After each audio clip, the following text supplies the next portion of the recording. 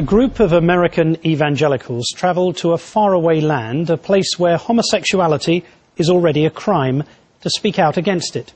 Since that seminar, anti-gay fervour has continued to ferment. Now, if a controversial bill passes, your homosexuality may cost you your life. As Dan Harris reports for our series, Faith Matters. The gay movement is an evil institution. The goal of the gay movement is to defeat the marriage-based society.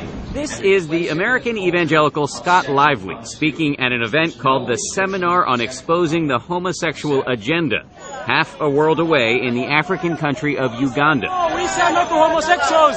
We don't allow homosexuals.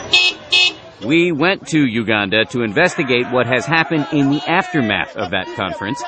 This. Homosexuality is prohibited here in Uganda. We don't want it. An extraordinary wave of homophobia, which even includes a bill that would put some gays and lesbians to death.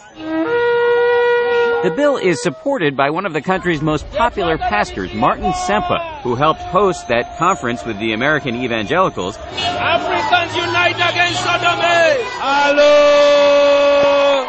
And is a one-time friend of the American megachurch pastor Rick Warren. I'm going to give evidence on what homosexuals do.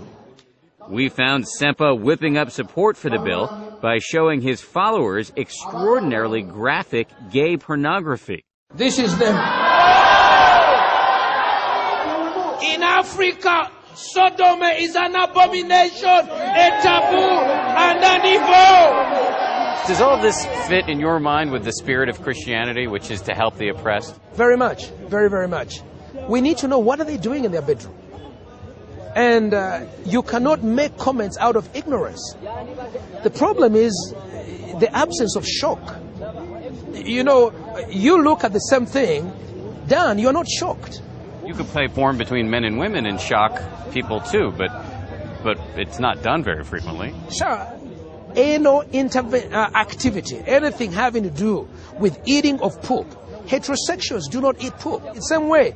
If you have sex with a dog, sex with a cow, that's evil. They start off by touching each other's genitals and smelling each other. Critics say this extreme anti-gay fervor is in part the result of a concerted campaign by American Christians to export our culture wars to Africa, a campaign that reached a crescendo at that conference we told you about. Even though probably the majority of homosexuals are not oriented toward young people, there's a significant number that are. And that when they see a child that's from a broken home, it's like they have a flashing neon sign over their head. The star attractions at the event? 3 American Christians, including Scott Lively. I'm not going to sit back and let them attempt to overthrow Christian civilization. That's really what it comes down to. Lively is the author of a book called The Pink Swastika, in which he argues that Nazism was actually a gay movement. A large number of Hitler's inner circle were homosexual, and Hitler himself was homosexual. The vast majority of Holocaust scholars would violently disagree with you. Well, I don't think so. I don't think that that the Nazi movement was largely a homosexual movement. Well, the book, it's 400 pages of documentation. At home, these views may be marginalized or even mocked, but the hundreds of Ugandan teachers, cops, and politicians at the conference took them quite seriously. Months later, a bill was introduced called the Anti-Homosexuality Bill of 2009, which calls for death by hanging for gay and lesbian serial offenders, and also prison time for anyone, including parents, who fail to hand over someone they know is gay or lesbian to the police. This bill says if you get married while gay or lesbian to another gay or lesbian, you're going to prison for the rest of your life. Do you agree with that? I agree with that in my country. In my country. You think that's a fair punishment? Life in prison to get married? Sir, I think that what we do not understand here is, in Africa, sodomy is an abomination. It's an abomination to our culture, to our God, and when you do bring sodomy, you practice sodomy, you bring a curse on the nation. There's a common theory that the people who have the biggest problems with gays and lesbians have themselves struggled with homosexual urges. No. Have you ever? No. That means everybody who fights terrorism is themselves a terrorist. Are you comparing homosexuality to terrorism? It is sexual terrorism. Do you ever worry that you're whipping up hatred in a way that could end up being violent? I don't worry about whipping up hatred. Actually, what I worry is that people like you who seem to hear what I'm saying, but they don't seem to understand. I worry that networks of televisions are controlled by homosexuals. No to sodomy!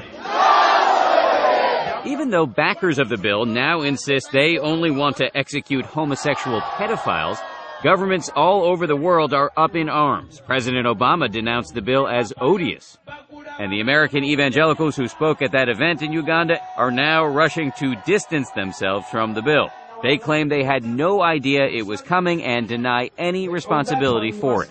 You said before that you had no idea that your time in Uganda would be followed by such a draconian, tough law. But you did say on your website, I believe, either you said or you quoted somebody saying nuclear bomb. Yes, that it was like a nuclear bomb. Well, and it was, and I'm proud of that, and I hope the nuclear bomb spreads across the whole world against the gay movement, against this attempt to overthrow family-based society and replace it with sexual anarchy. That doesn't mean I hate homosexuals. It doesn't mean that I want anybody to be thrown in jail. But Uganda is a country where local newspapers out purported homos, and where those who dare to come out of the closet are so scared they have to hold news conferences wearing masks. Did you ever think at any point that perhaps, given the history of this country, that you might be saying things that would have an unpleasant outcome? Do you think that these people did not already have an opinion against homosexuality, a strong opinion? It's incredibly racist. It's the colonial mindset all over again. An argument echoed by the main proponents of the bill in Uganda. It's offensive to me. It's offensive to me that every time a black man does something good, you have to say that a white man told us to do it. That's really offensive to me. But the outrage in the West may mean that the bill gets either watered down or killed. Homosexual, no. The Ugandan parliament will be holding hearings on it later this month. As for Scott Lively, he says if they drop the death penalty, he will actually endorse the bill. These are good Christians, they're better Christians in Uganda than there are here in this country. They care about each other.